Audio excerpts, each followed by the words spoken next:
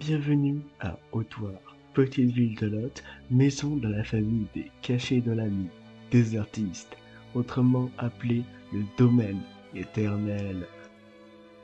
Découvrons donc tous les secrets de cette famille ancestrale, de leur arrivée au Lot en 1273 jusqu'à leur mystérieuse disparition en 1563. Entre guerre, complot, manipulation et enlèvement, découvrons tous les secrets de cette famille et de leur manoir. Suivez-moi.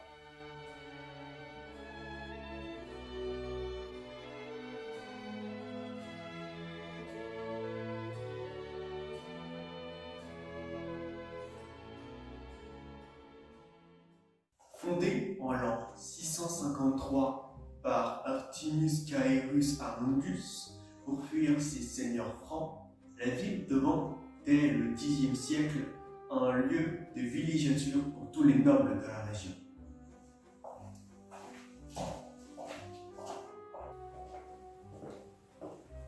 Après avoir connu une période d'abandon au IXe siècle et à être passé de main en main, le manoir fut racheté par Luis Traetta de la SKP, commanditaire du coup d'État de 1128 à Toulon. Le coup étant appelé coup des récoltes, les attaquants étant si mal organisés qu'ils ont dû voler les récoltes des paysans des alentours. On peut d'ailleurs voir un clin d'œil des nouveaux propriétaires aux anciens par ce plan de blé. Après le coup d'État, le manoir fut entièrement rasé et reconstruit, à l'exception de ce mur, dit le mur des secrets. Effectivement, juste avant son exécution, Luis Traetta dit y avoir caché un secret important. Cependant, même après 900 ans d'enquête, personne ne l'a jamais trouvé.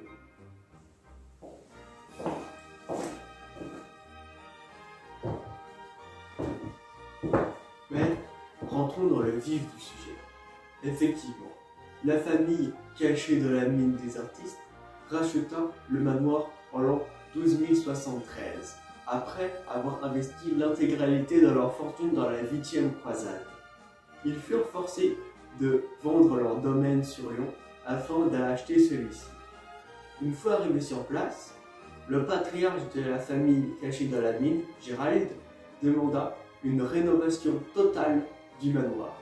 On peut d'ailleurs toujours voir les traces de cette famille sur les poutres avec leurs symboles.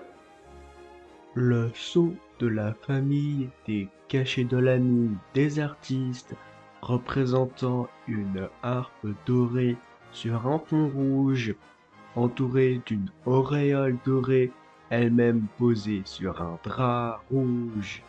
Cela faisant évidemment référence à la légende du dieu grec Apollon, déité de la musique et de la poésie, de laquelle la famille tire son nom.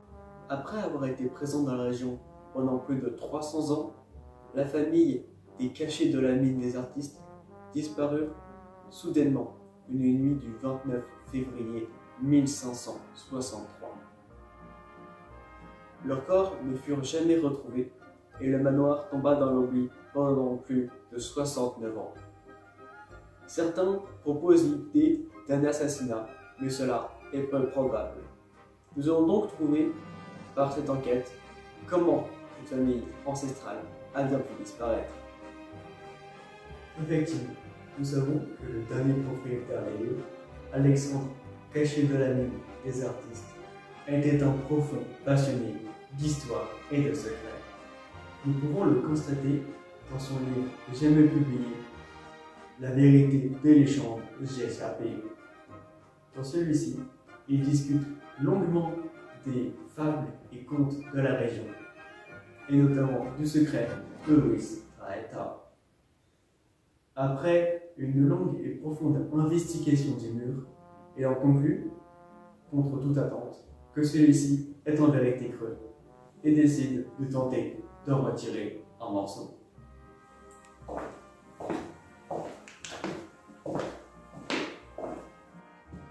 Cependant, il n'eut jamais le temps de finir son expérience.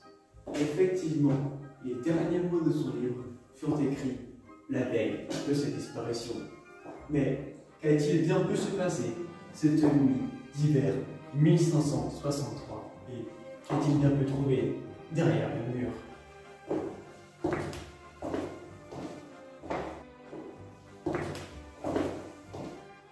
Nous verrons donc, dans un décor reconstitué, comment cette famille vivait à l'époque.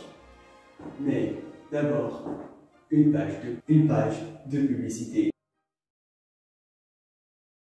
Découvrez le nouveau chef-d'œuvre de Red Sag, No More Fantasy, disponible le 5 juillet 2024 dans toutes vos librairies.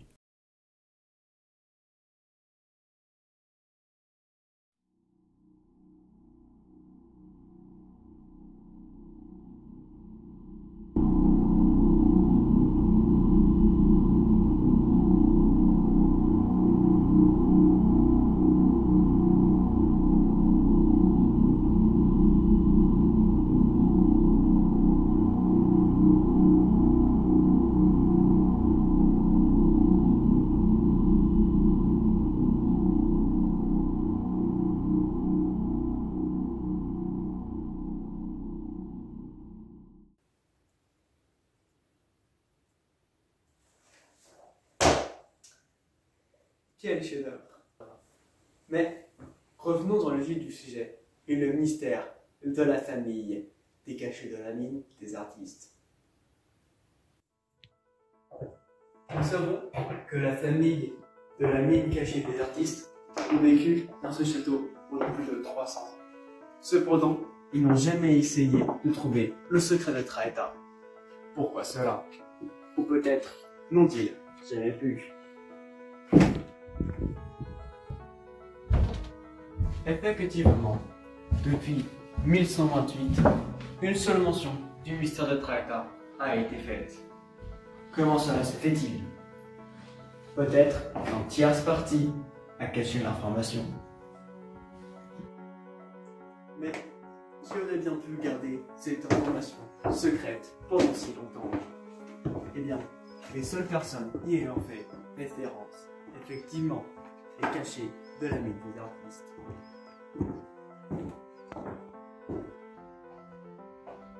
Nous savons que la famille des cachets de la mine des artistes a vécu dans ce manoir pendant plus de 300 ans. Pourtant, ils n'ont jamais essayé de révéler le secret de Traeta. Comment cela se fait-il? Ou peut-être n'ont-ils jamais pu?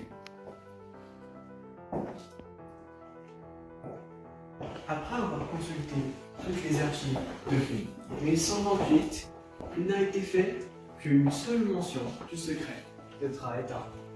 Comment cela est-ce possible? L'information aurait-elle été cachée par un tierce parti? Mais qui aurait bien pu garder l'information secrète? Peut-être les seules personnes en ayant fait référence, la famille des cachets de la mine des artistes. Nous savons que la famille des cachets de la mine des artistes ont vécu dans ce manoir pendant plus de 300 ans. Pourtant, ils n'ont jamais essayé de divulguer le secret de Traeta. Ou peut-être n'ont-ils jamais pu? Effectivement, après avoir consulté toutes les archives depuis 1128, il n'a été fait qu'une seule mention du secret de Traeta. Peut-être que l'information a été cachée par un tierce parti.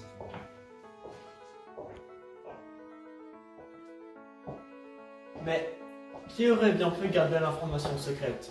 Peut-être les seules personnes en ayant fait référence, la famille des cachets de la mine des artistes. Nous savons que les cachets de la mine des artistes ont vécu dans ce manoir pendant plus de 300 ans.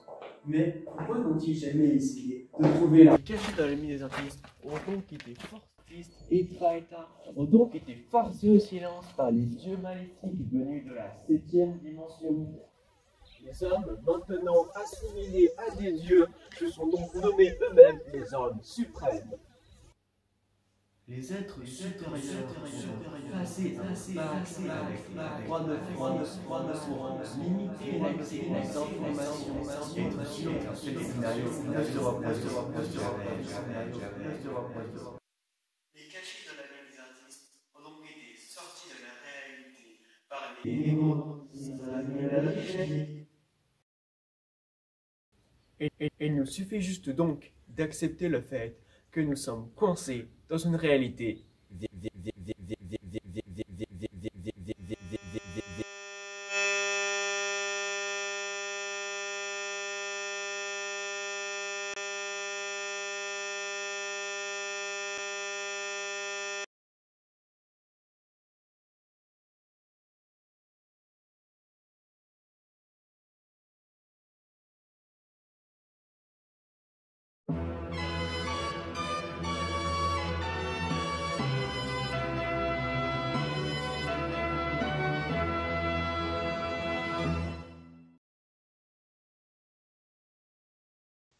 Bienvenue à Hautoir, petite ville de Lot, maison de la famille des cachets de la nuit, des artistes, autrement appelé le domaine éternel.